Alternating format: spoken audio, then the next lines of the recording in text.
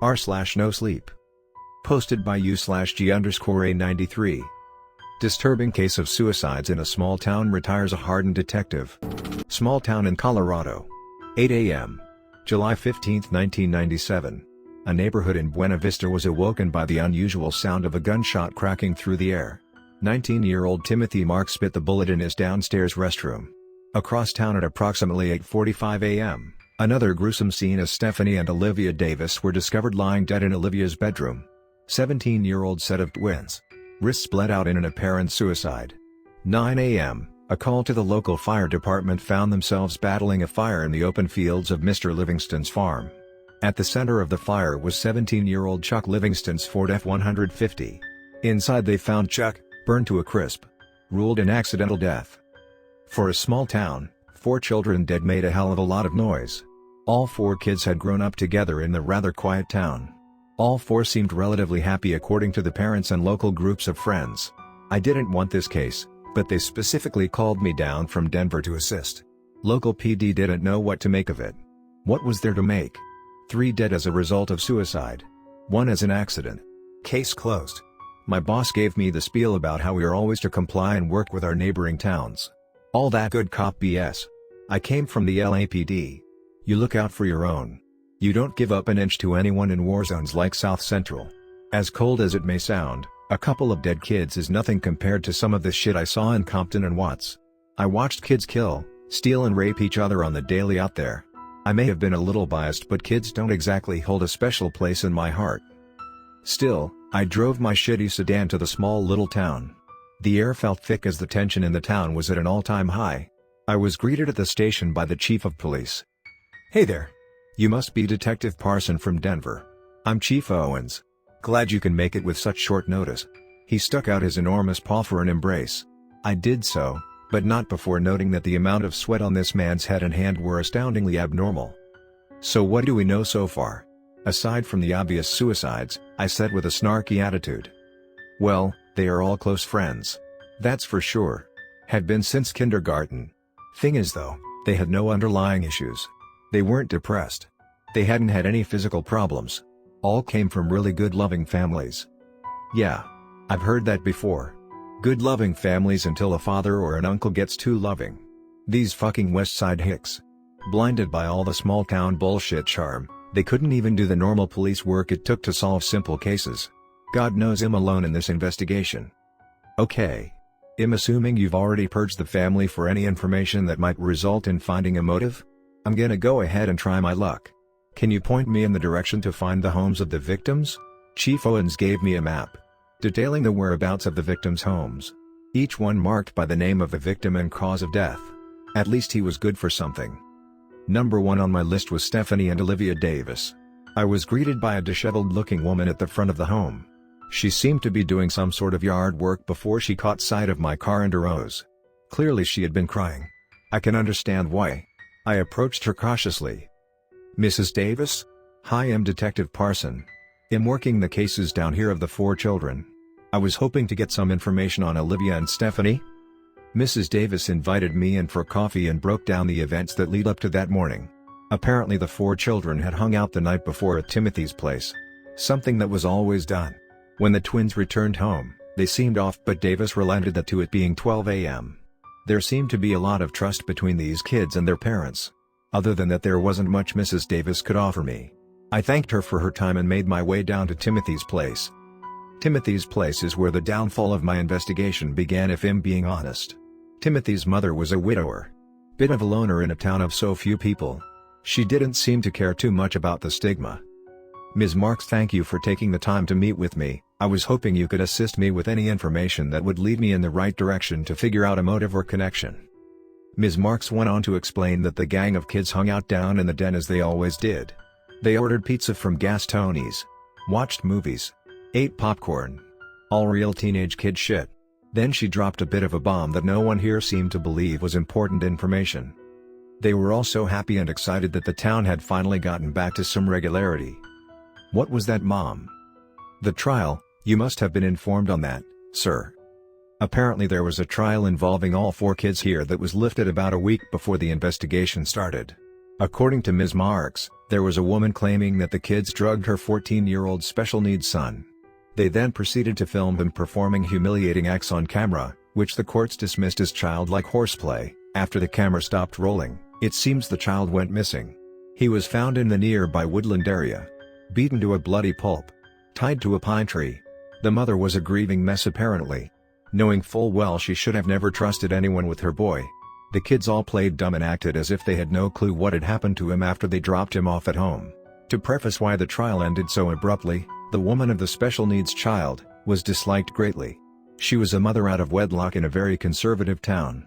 She also never went to church and made a point of wearing her satanic beliefs on her shoulders. She was a heathen to these people. When the child was found, the local police didn't even notify her face to face. They decided a phone call would suffice. When the trials began, she was there every step of the way. Anytime she spoke up, she was threatened with being held in contempt. A mother, who just lost her son in the most brutal of ways, threatened in our American justice system. Can you imagine? It was obvious that even with a great deal of evidence surmounting the children, she would never get the justice she so rightfully deserved. She refused to press on with the case and left town that same day. Well, there went my lead. They didn't name her as no one typically talked to her. She rented the home that they stayed in. Always paid cash. The landlord was away on vacation in another country. And the cops, well, there wasn't a whole lot on that file. So I was basically fucked with that lead. Still, the amount of hushed tone about a case that was dropped a mere week ago seems off. I decided to drive down to my last stop, Mr. Livingston's farm. Mr. Livingston was the most at peace of the 3 parents. He was as cool as a soldier in battle, not worried about the situation that had unfolded right before his yard. Mr. Livingston, do you believe this was an accident? What's it matter anyway, boy? The kids are gone. It is what it is. That kind of odd tone and dismissiveness towards his own son would have been a major red flag if I wasn't so sure that it was his age keeping him such a cold-hearted prick. Livingston was 79 years old, which made him a new father at 60 with Chuck. I was stonewalled. Yet again. I thanked him, for nothing, and was making my way to my car. About to drive into town and take a break, when a farmhand stopped me. You talking to Liv about the crazy shit going on in this town? The fuck's asking? Listen, I got some information that might help you. This farmhand let me know that the woman of the special needs kid had been spotted several times in the woods. Some people say she's taken shelter in the burned-out cabin that used to belong to Mrs. Davis's family. I asked her to show me. We met up a couple hours later outside the local farmer's market. She guided me along the wooded area. Somewhere between the town and the main highway there was a small rest stop area. I parked there and we walked into the woods. I drew my pistol, reassuring her it was for the safety of us. We trekked for what felt like hours until we came up into an open area. In the middle was a charred house. Roof still attached barely. I'm assuming this is the place. Charming, I said as we pressed forward. We walked through the open hole in the wall. There wasn't much to see. Some half-charred furniture and a couple of rotting walls. I took a hard look around. No sign of anyone here. As I turned around I felt a dust be blown into my face. A harsh cough overtook me. My body went numb as I collapsed to the ground. I sat there looking up at the farm handle. A wicked smile now plastered over her face. You nosy bastard. What gives you the right to come seek answers for those rotten kids? Those murders. She shrieked as I lay unable to make coherent sentences. She kicked me in the side of my ribs. At this point I was sure I was going to die. I just wasn't sure how. She continued. Those snot-nosed bastards killed my baby. In cold blood. Left him to rot, tied to a tree. They all should have burned like Chuck Livingston, who beat his face in with a 2x4. Or shot in the head like innocent little Timmy M, who threw boiling hot water in his face. Or even slashed, like those 2 little whores who drugged my baby in the first place. The raw emotion and anger foaming from her mouth was more terrifying than you could imagine. I began to get some movement back in my mouth. Listen, I understand your emotions. But killing me isn't going to help you. Let me help you. Her back was towards me, but when she heard that, she made her neck unhuman-like to become face-to-face with me. Kill you? No, detective. You are not going to die here. But you are mistaken in one area. You don't understand. But you will. With that she pulled out a piece of paper from her pocket and began reciting some foreign language. saying the same thing over and over. I noticed a half-broken cabinet begin to glow. She walked over and removed its contents. She now held whatever it was in her hands. As she moved closer to me, still repeating those words, I could make out a roundness. Then eyes, ears, teeth. It was a head. Her son's head. She now spoke with an evil in her voice. "Now detective, you want answers, look into the windows of my son's soul and feel the pain he went through. Feel the pain like those disgusting children did. Search inside his soul to feel what he felt." With that I was suddenly conscious with no control over my body. It was if there was play going on and my mind was simply watching first person.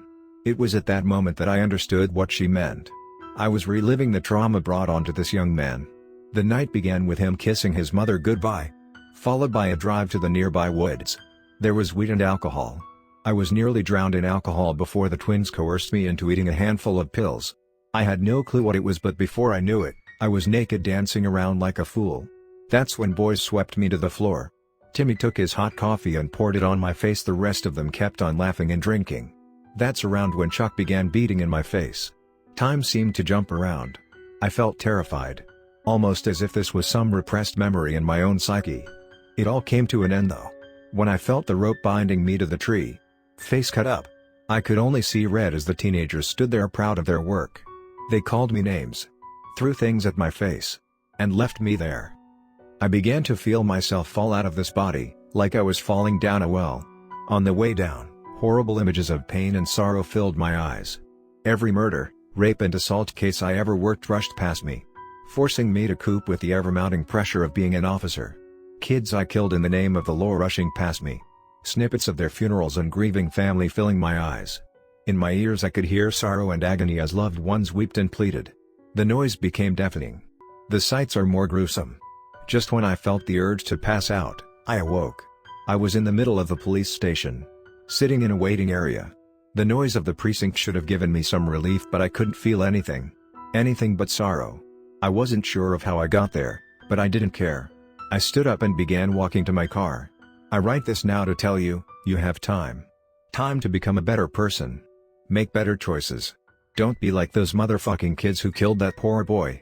Or like me, a jaded fuck up who is longer interested in helping communities. Please, do better. I'm sorry. I just can't take the voices anymore. The pain. The agony. I can't explain it, but I know I'm better off not being here anymore. I am sorry.